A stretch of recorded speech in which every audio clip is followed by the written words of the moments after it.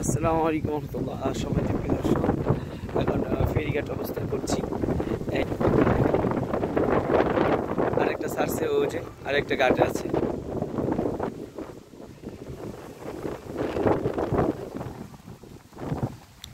অনেক অনেক ভাত আসলে ভালো লাগছে। সবাই খেতে দৌড়াতে করতেছে।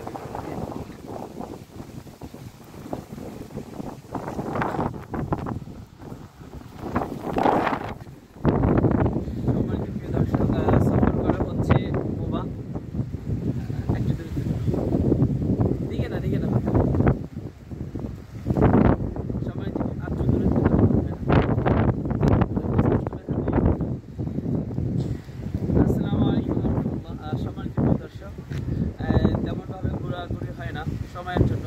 আজকে ঢাকা থেকে সরাসরি ফেরিঘাট আসছি, আর বাড়িতে যাব। সফর করা হচ্ছে মোবা।